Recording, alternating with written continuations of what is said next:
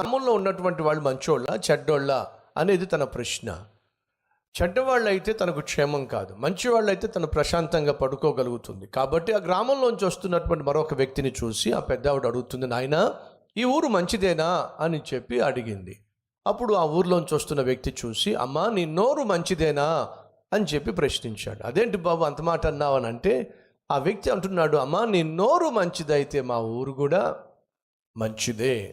అనగా వాస్తవం ఏమిటయ్యా అంటే, ఈరోజు మనకున్న అనేక కష్టాలకు, కుటుంబంలో ఉన్న కలహాలకు, కన్నీటితో కూడినటువంటి పరిస్థితులకు ప్రధాన కారణం ఏమిటంటే నీ నోరు సరిగా లేకపోవడం వల్ల. నీ నోరు మంచిది కాదు కాబట్టే నీ గృహంలో ఉన్న పరిస్థితులు బాగోలేదు. నీ నోరు మంచిది కాదు కాబట్టి నీ బంధువులతో నీకు సత్సంబంధం లేదు.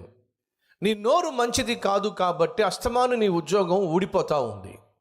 నీ నోరు మంచిది కాదు కాబట్టి ఏ ఒక్కడితో నీకు సమాధానం లేదు. నీ నోరు మంచిది కాదు కాబట్టే చేతులారా నీ చుట్టూ ఉన్నటువంటి ప్రశాంత వాతావరణాన్ని నువ్వు అశాంతితో నింపేసుకుంటున్నావు. ఒకవేళ నీ జీవితంలో మంచి దినాలు చూడాలి అని నువ్వు ఆశపడుతున్నట్లయితే, మంచి రోజులు నీకు రావాలి అని కోరుకుంటున్నట్లయితే, నువ్వు చేయాల్సింది ఏమిటో కూడా బైబిల్లో స్పష్టంగా ఉంది. పేతురు రాసిన మొదటి పత్రిక 3వ అధ్యాయము 10వ వచనం చదువుతున్నాను. జీవమును ప్రేమించి మంచి దినములు చూడగోరువాడు. జీవమును ప్రేమించి, జీవము అనగా నేనే మార్గము, నేనే సత్యము, నేనే జీవము, ప్రభు అయిన యేసుక్రీస్తు మాత్రమే నీకు నాకు జీవాన్ని ప్రసాదించగలిగిన వాడు.